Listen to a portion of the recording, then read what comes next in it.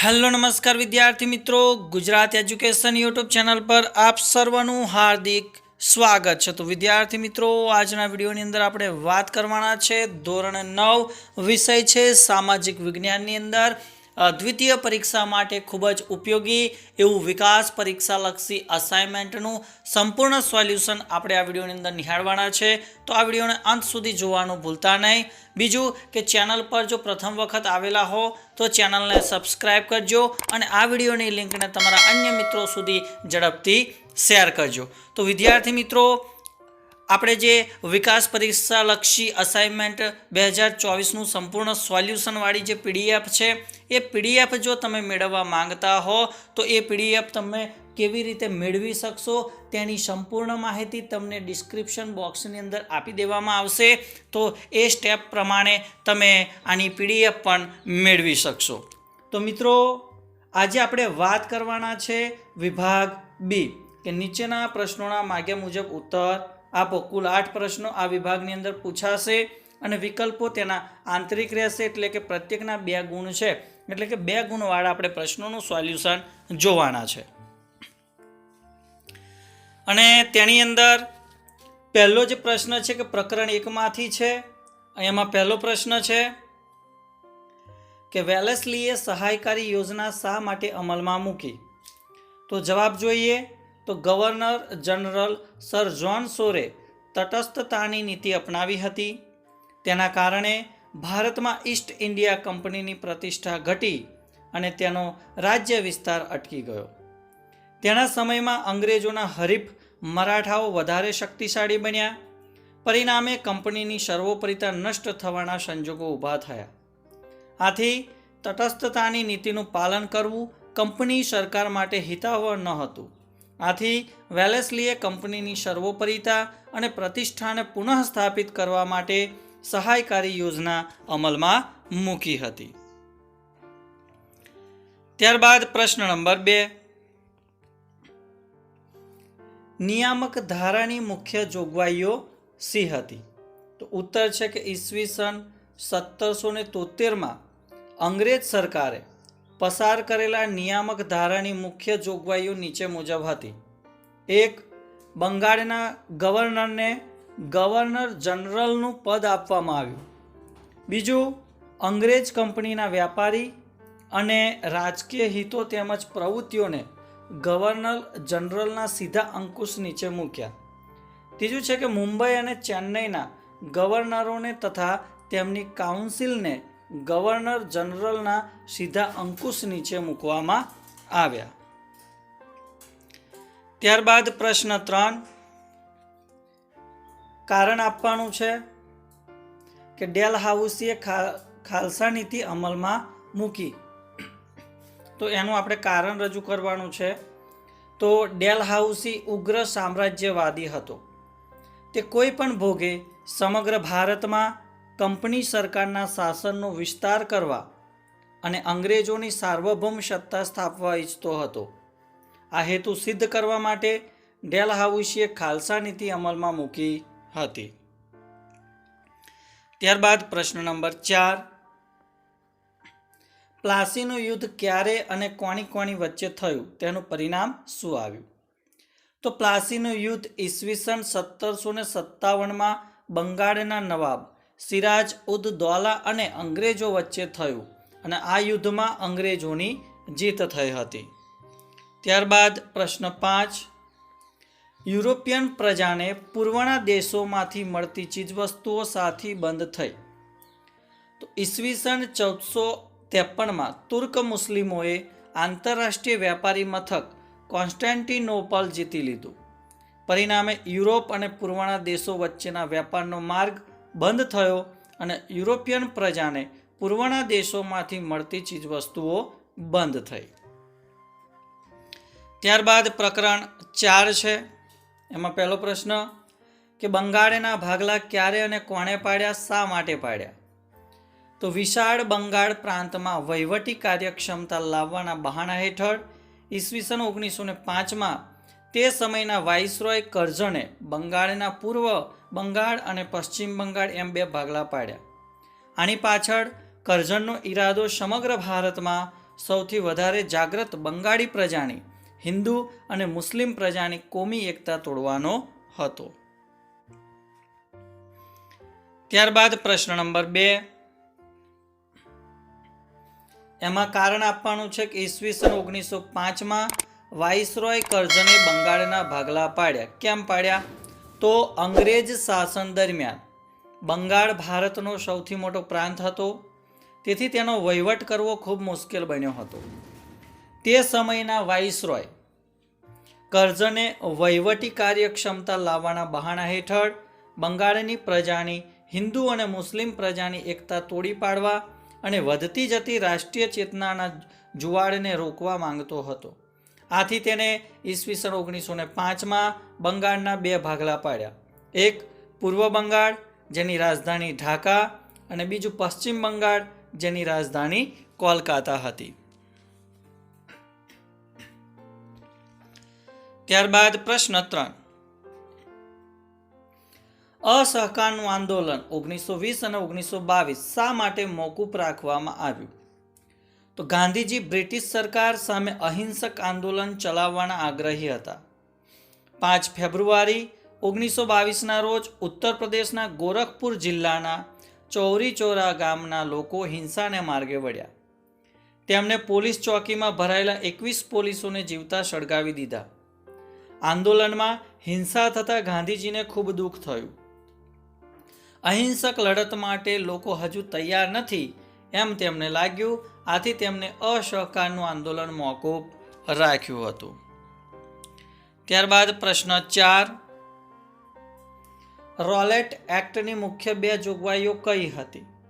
તો રોલેટ એક્ટની મુખ્ય 2 જોગવાઈઓ હતી કે કોઈ પણ શંકાસ્પદ વ્યક્તિની કારણ દર્શાવ્યા વિના ધરપકડ થઈ શકતી, તેના પર મુકદ્દમો ચલાવ્યા વિના દિવસો સુધી તેને જેલમાં પૂરી શકાતી હતી. ત્યારબાદ 5મો પ્રશ્ન કે સ્વરાજ પક્ષની પ્રતિષ્ઠા કયા કારણોથી ઓછી થઈ હતી? તો સ્વરાજ પક્ષની પ્રતિષ્ઠા ઓછી થવાના કારણો, એમાં પહેલું કારણ છે કે સ્વરાજ્ય પક્ષના એક સ્થાપક ચિત્તરંજન દાસ મુનશીનું જૂન 1925 અવસાન થયું. બીજું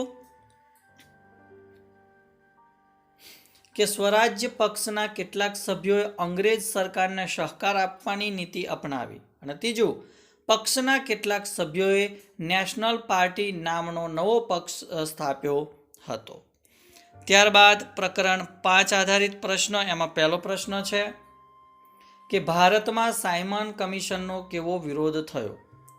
તો ભારતમાં સાયમન કમિશનનો વિરોધ આ પ્રમાણે થયો કે સાયમન કમિશનના સભ્યો મુંબઈ બંદરે ઉતર્યા તે દિવસે સમગ્ર દેશમાં હડતાલો અને સભા સરઘસો દ્વારા તેમનો પ્રચંડ વિરોધ કરવામાં આવ્યો. બીજું, ભારતમાં સાયમન કમિશનના સભ્યો જ્યાં જ્યાં ગયા ત્યાં ત્યાં દેખાવકારોએ સાયમન પાછો જાના સૂત્રોવાળા કાળા વાવટા ફરકાવ્યા હતા. દેખાવકારોને વિખેરવા ઘણી જગ્યાએ અંગ્રેજ સરકારે લાઠીચાર્જ, ટીયર ગેસ અને ગોળીબારનો ઉપયોગ કરી દમન આચર્યો હતો. ચોથું છે કે ઉત્તર પ્રદેશના પંડિત જવાહરલાલ અને ગોવિંદ વલ્લભ પંત પર લાઠીચાર્જ થયો. તેમાં ગોવિંદ વલ્લભ પંત વિકલાંગ થયા અને જવાહરલાલ ઘાયલ થયા. લાહોરમાં લાલા લજપતરાય પર સખત લાઠીચાર્જ થયો અને લાઠીચાર્જની ઈજાઓને કારણે પાછળથી તેમનું અવસાન થયું. તો આ પ્રમાણે સાયમન કમિશનનો વિરોધ કરવામાં આવ્યો હતો. ત્યારબાદ પ્રશ્ન 2 છે ઈસવીસન 1927 સાયમન કમિશનની રચના શા માટે કરવામાં આવી? તો ઈસવીસન 1919 મોન્ટફર્ડ એટલે કે મોન્ટેગ્યુ ચેમ્સફર્ડના કાયદામાં કરેલ જોગવાઈ મુજબ આ કાયદાનો કઈ રીતે અમલ થયો છે અને હવે તેમાં કોઈ સુધારાની આવશ્યકતા છે કે કેમ તેનો અભ્યાસ કરવા માટે 10 વર્ષે એક કમિશનની નિમણૂક કરવી. પરંતુ ઈસવીસન 1927 અર્થાત 2 વર્ષ પહેલા સાયમન કમિશનની નિમણૂક કરવામાં આવી હતી. પ્રશ્ન 3 છે કે ભારતના ભાગલાને પરિણામે ભારતને કઈ કઈ મુખ્ય સમસ્યાઓ હલ કરવાની હતી? તો ભારતના ભાગલાને પરિણામે ભારતને હલ કરવાની સમસ્યાઓની અંદર પહેલું હતું કે લશ્કરોની વ્યવસ્થા, બીજું મિલકતોને લગતા પ્રશ્નો, ત્રીજું લેણા અને દેવાનો હિસાબ, નિરાશ્રિતોનો પુનર્વસવાટ, જાહેર સેવાઓ અને તેના અધિકારીઓ તથા વહીવટી તંત્રની વ્યવસ્થા કરવાની, ભારતની પૂર્વ અને પશ્ચિમ બાજુએ નવા રચાયેલા પાકિસ્તાન સાથેની આંતરરાષ્ટ્રીય સરહદો નક્કી કરવી અને નદીઓની જળ વહેંચણી જેવી સમસ્યાઓ હતી. ત્યારબાદ પ્રશ્ન 4 છે, કારણ આપવાનું છે. ઈસવીસન 1929માં લાહોરમાં રાવી નદીના કિનારે ભરાયેલા કોંગ્રેસ અધિવેશનનું ઘણું ઐતિહાસિક મહત્વ છે. કઈ રીતે છે? તો 31 ડિસેમ્બર 1929માં જવાહરલાલ નહેરુના પ્રમુખ પદે લાહોરમાં રાવી નદીના કિનારે ભરાયેલા કોંગ્રેસ અધિવેશનમાં પૂર્ણ સ્વરાજનો ઠરાવ સર્વાનુમતે પસાર કરવામાં આવ્યો. 26 જાન્યુઆરી 1930ના દિવસે બધા કાર્યકરોએ પૂર્ણ સ્વરાજ મેળવવાની પ્રતિજ્ઞા લઈ પ્રથમવાર સ્વાતંત્ર્ય દિન ઉજવવામાં આવ્યો. એ પછી દર વર્ષે 26 જાન્યુઆરીનો દિવસ પ્રજાસત્તાક દિન તરીકે ઉજવવો એમ આ અધિવેશનમાં ઠરાવવામાં આવ્યું હતું. ચોથું, આમ 1929માં લાહોરમાં રાવી નદીના કિનારે ભરાયેલા કોંગ્રેસ અધિવેશને સ્વાતંત્ર્યની લડતને નવો વળાંક આપ્યો, તેથી તેનું ઘણું ઐતિહાસિક મહત્વ રહેલું છે. ત્યારબાદ 5મો પ્રશ્ન છે કે ભાઈ લાલા લજપતરાયનું અવસાન સાથી થયું? તો લાહોરમાં સાયમન કમિશનના વિરોધમાં નીકળેલા સરઘસની આગેવાની લાલા લજપતરાયે લીધી હતી. એ સમયે અંગ્રેજ અમલદાર જ્હોન સાન્ડર્સના હુકમથી અંગ્રેજ પોલીસે લાલા લજપતરાય પર લાઠીઓના સખત ફટકા માર્યા અને લાઠીચાર્જની જીવલેણ ઈજાઓને કારણે લાલા લજપતરાયનું જે છે તે અવસાન થયું. તો પ્રશ્ન 1 છે કે કારણ આપો. સંયુક્ત રાષ્ટ્રોની સ્થાપનાએ નવા વિશ્વનો પાયો નાખ્યો છે. તો આધુનિક વિશ્વે 2 મહાભયાનક અને સંહારક વિશ્વ યુદ્ધોના માઠા પરિણામો ભોગવ્યા છે.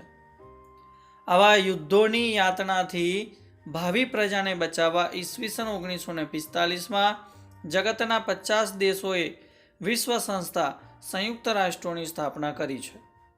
એ સમયે મળેલી પરિષદના સમાપન પ્રવચનમાં અમેરિકાને એ સમયના પ્રમુખ ટ્રુમેને જણાવ્યું હતું કે હવે યુદ્ધો વિનાના વિશ્વમાં જગતના રાષ્ટ્રો પોતાના ઝઘડાઓ કે વિવાદનો ઉકેલ ચર્ચાઓ, વાટાઘાટો કે લવાદી દ્વારા લાવશે.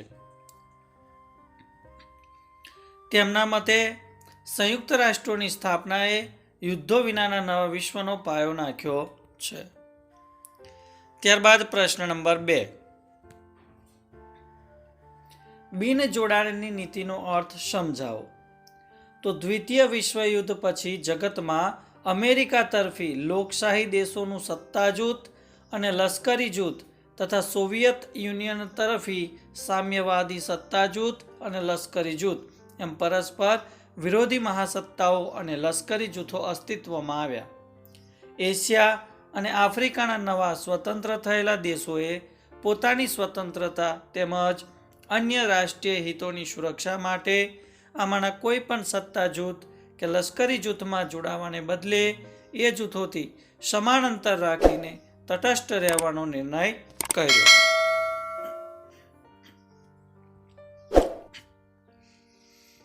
આમ અલિપ્ત રહેલા દેશોએ જગતના કોઈ પણ સત્તા જૂથ કે લશ્કરી જૂથમાં ન જોડાવાની અપનાવેલી વિદેશ નીતિને બિનજોડાણની નીતિ કહેવામાં આવે છે.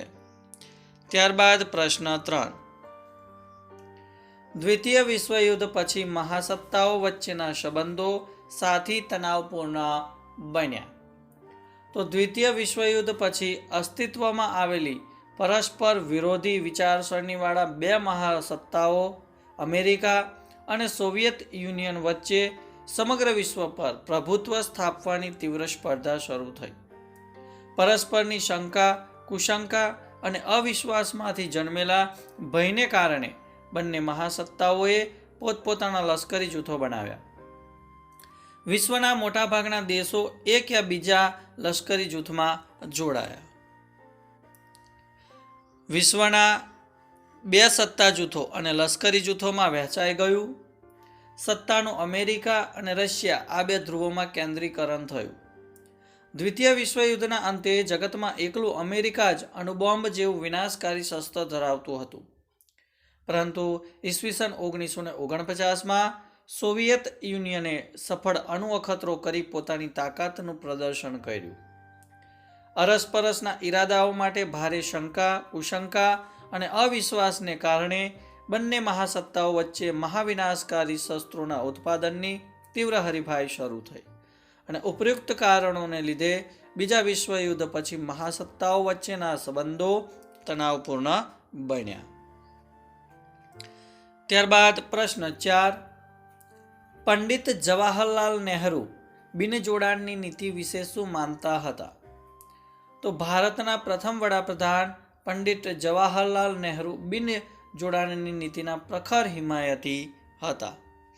તેઓ માનતા હતા કે કોઈ એક સત્તા જૂથ કે લશ્કરી જૂથમાં જોડાવાને બદલે બિનજોડાણની નીતિ સ્વીકારીશું, તટસ્થ રહીશું તો દેશના રાષ્ટ્રીય હિતોનું વધારે સારી રીતે રક્ષણ કરી શકીશું.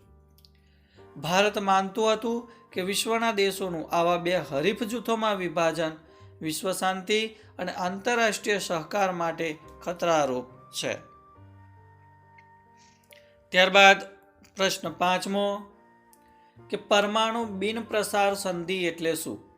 ભારતે તેના પર કેમ હસ્તાક્ષર કર્યા નથી?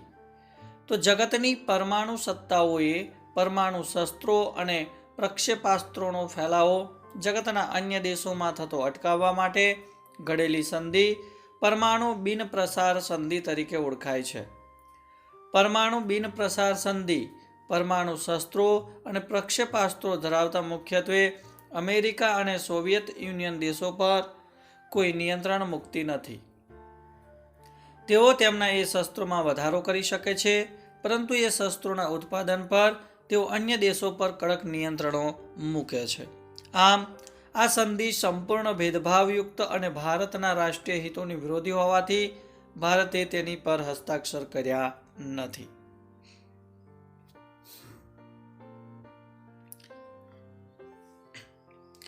ત્યારબાદ પ્રકરણ 9. પ્રશ્ન 1 કે લઘુમતીઓને બક્ષવામાં આવેલા બંધારણીય અધિકારો જણાવો. તો લઘુમતીઓને બક્ષવામાં આવેલા બંધારણીય અધિકારો આ મુજબ છે કે લઘુમતી કોમો પોતાની સંસ્કૃતિ, ભાષા કે ધર્મના આધારે શિક્ષણ સંસ્થાઓ સ્થાપી શકે છે તેમજ તેનું સંચાલન કરી શકે છે. બીજું, રાજ્ય સરકાર કોઈ પણ પ્રકારના ભેદભાવ વિના તેમને દરેક પ્રકારની નાણાકીય સહાય આપવા બંધાયેલી છે. રાજ્ય સરકાર લઘુમતી સંસ્થાઓની મિલકતોનું સંપાદન જરૂરી વળતર આપીને જ કરી શકે છે. બીજું, કારણ આપો કે બાળમજૂરી સજાપાત્ર ગુનો છે. તો શોષણ વિરોધી હકથી દરેક નાગરિકને શોષણ વિરુદ્ધ રક્ષણ આપવામાં આવ્યું છે. આ હક દ્વારા બાળમજૂરી પર કાયદાથી પ્રતિબંધ મૂકવામાં આવ્યો છે. આ હક મુજબ 14 વર્ષથી નીચેની ઉંમરના બાળકોને જોખમ ભરેલા સ્થળોએ નોકરીમાં રાખવાની મનાઈ ફરમાવવામાં આવી છે. આથી બાળમજૂરી એ સજાપાત્ર ગુનો ગણાય છે. ત્યારબાદ ત્રીજો પ્રશ્ન, કારણ આપો કે મૂળભૂત હકોના ભંગ સામે અદાલતનો આશરો લઈ શકાય છે. તો ભારતના બંધારણમાં દરેક નાગરિકને મૂળભૂત હકોના અમલની ખાતરી આપતો બંધારણીય ઇલાજોનો હક આપવામાં આવ્યો છે. આ હક મુજબ મૂળભૂત હકોના ભંગ બદલ રક્ષણ મેળવવા સીધા જ સર્વોચ્ચ અદાલત કે વડી અદાલતમાં જઈ શકાય છે. સર્વોચ્ચ અદાલત મૂળભૂત હકોના રક્ષક અને વાલી તરીકે ફરજ બજાવે છે. ત્યારબાદ પ્રશ્ન 3, એમાં પણ આપણે કારણ આપવાનું છે કે બંધારણીય ઇલાજોનો હક બંધારણના આત્મા સમાન છે. તો ઉત્તર જોઈએ. ભારતના બંધારણે દરેક નાગરિકને મૂળભૂત હકોના અમલની ખાતરી આપતો બંધારણીય ઇલાજોનો હક આપ્યો છે. આ હક મુજબ કોઈ પણ નાગરિક અદાલતો પાસેથી પોતાના મૂળભૂત હકોનું રક્ષણ મેળવી શકે છે. આથી બંધારણીય ઇલાજોના હકનું અનન્ય મહત્વ છે. તેથી બંધારણના ઘડવૈયા ડૉક્ટર બાબા સાહેબના મતે બંધારણીય ઇલાજોનો હક એ બંધારણના આત્મા સમાન ગણાય છે. ત્યારબાદ ચોથો પ્રશ્ન છે કે મૂળભૂત હકો એટલે શું અને તેમનું મહત્વ સમજાવો.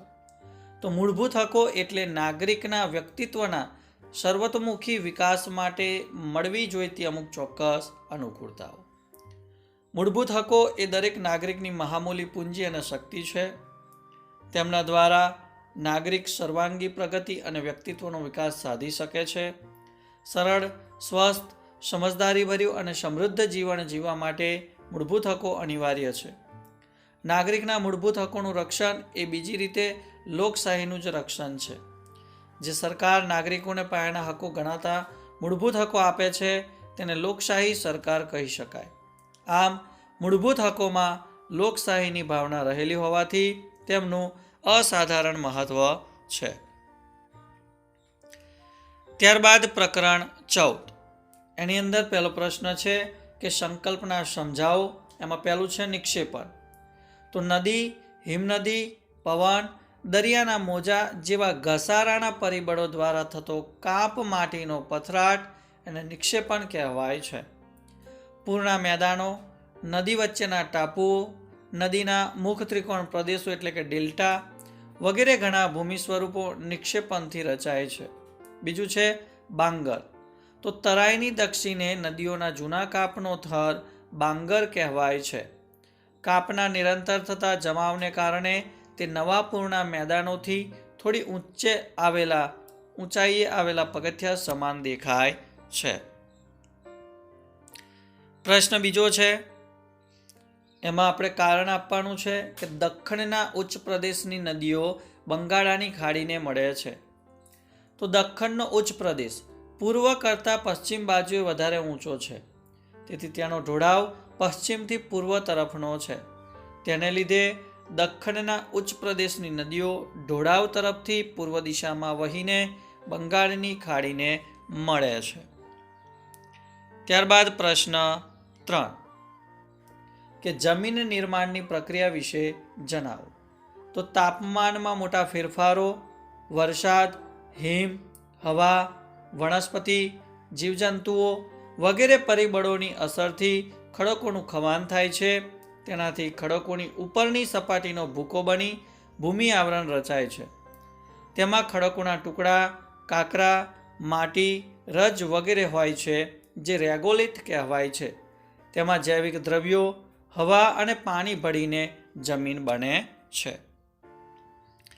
ત્યારબાદ પ્રશ્ન 4 કે ખડકોનું વર્ગીકરણ કરો. તો તમે અહીંયા જોઈ શકો છો એક આગ્નેય ખડક, પ્રસ્તર અથવા નિક્ષેપકૃત ખડક છે અને રૂપાંતરિત ખડક છે.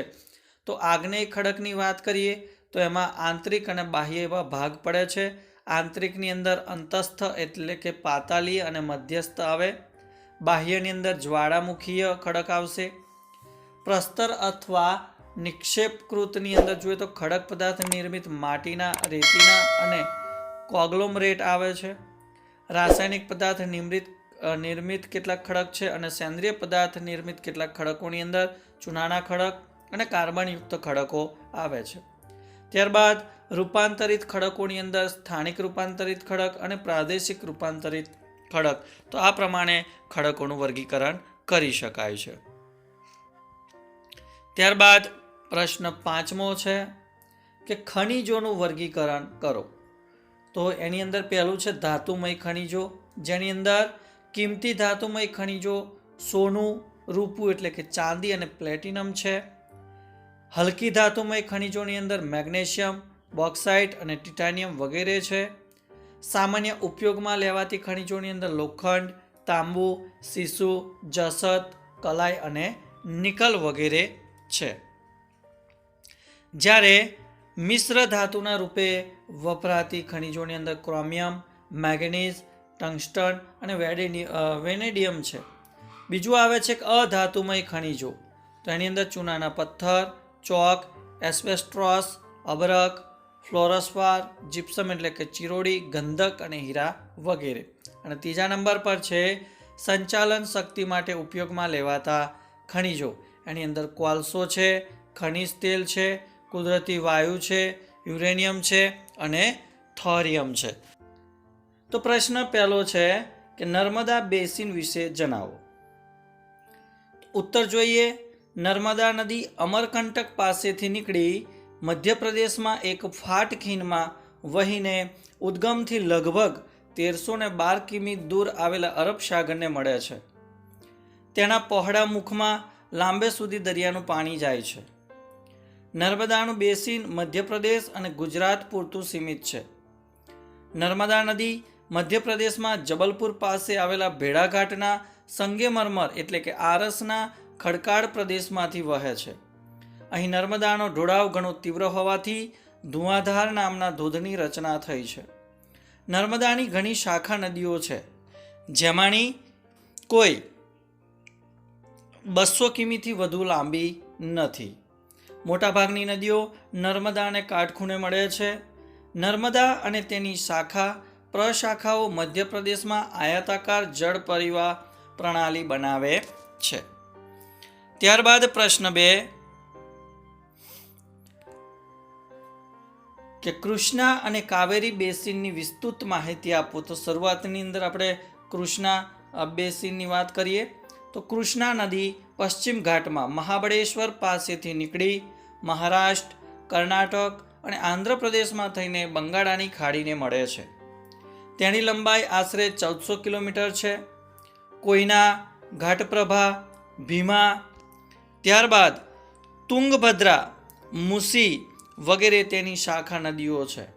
તેનું બેસિન ક્ષેત્ર મહારાષ્ટ્ર, કર્ણાટક અને આંધ્રપ્રદેશમાં ફેલાયેલું છે. ત્યારબાદ આપણે કાવેરી બેસિનની વાત કરીએ તો કાવેરી નદી કર્ણાટકમાં પશ્ચિમ ઘાટની બ્રહ્મગીરી શ્રેણીમાંથી નીકળે છે અને તમિલનાડુના કુડલુરની દક્ષિણે જૂના કાવેરીપટ્ટનમની પાસે બંગાળાની ખાડીને મળે છે. તેની લંબાઈ આશરે 760 કિલોમીટર છે. અમરાવતી, ભવાની, હેમાવતી, કાલિની વગેરે તેની શાખા નદીઓ છે. તેનું બેસિન ક્ષેત્ર કેરળ, કર્ણાટક અને તમિલનાડુમાં ફેલાયેલું છે. ત્યારબાદ પ્રશ્ન નંબર 3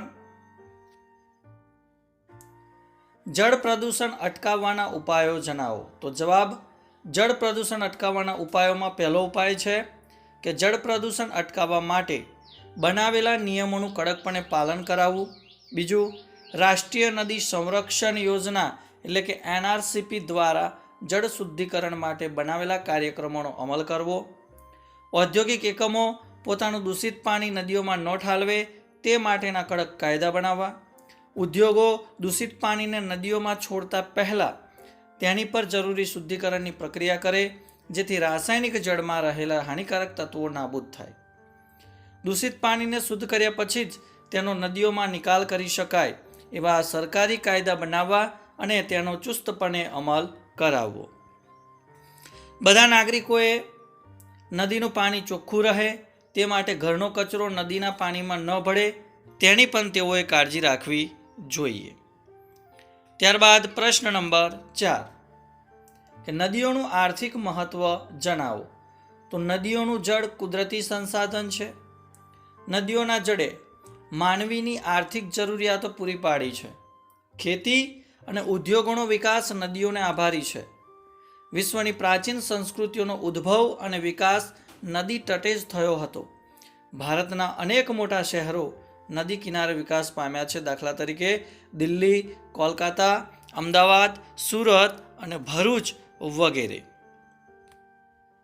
છઠ્ઠો પોઈન્ટ છે કે 12 માસ વહેતી નદીઓ આંતરિક જળમાર્ગ માટે પણ ઉપયોગી બને છે. ત્યારબાદ પ્રશ્ન નંબર 5 કે સરોવરોની ઉપયોગિતા જણાવો.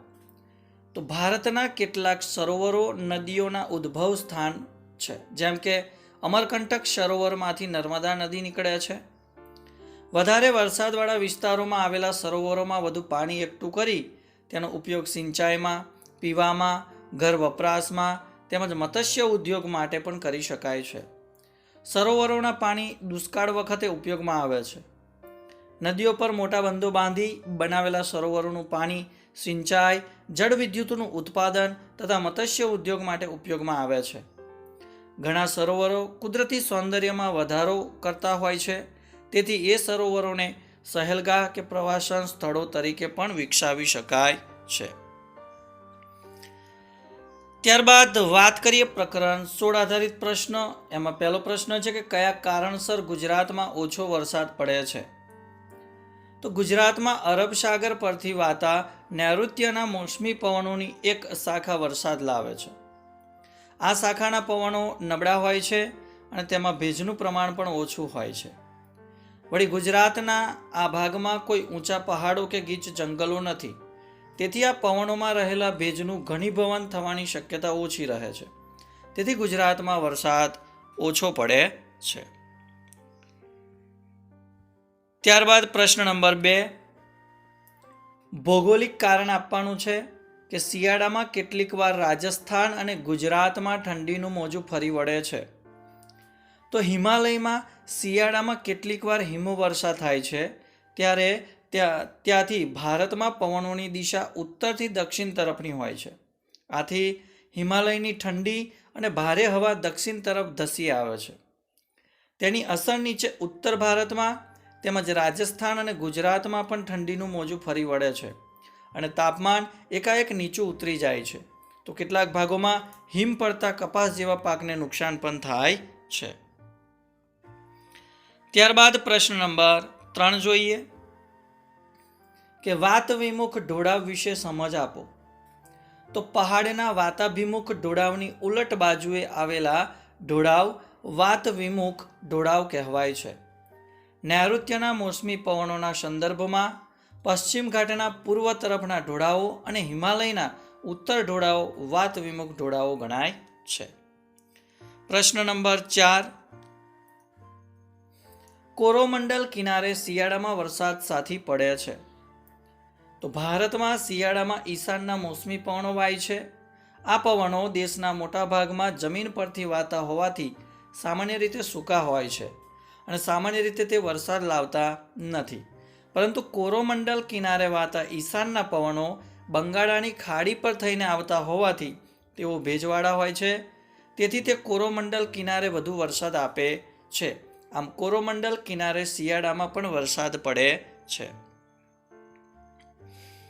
ત્યારબાદ પ્રશ્ન નંબર 5 અને અંતિમ પ્રશ્ન છે વિભાગ બીનો કે પૃથ્વીની આકૃતિ દોરી તેના પર નીચેના સ્થાનો દર્શાવવાના, જેમ કે કર્કવૃત, વિષુવવૃત અને મકરવૃત. આ ત્રણે વૃત આપણે દર્શાવવાના છે.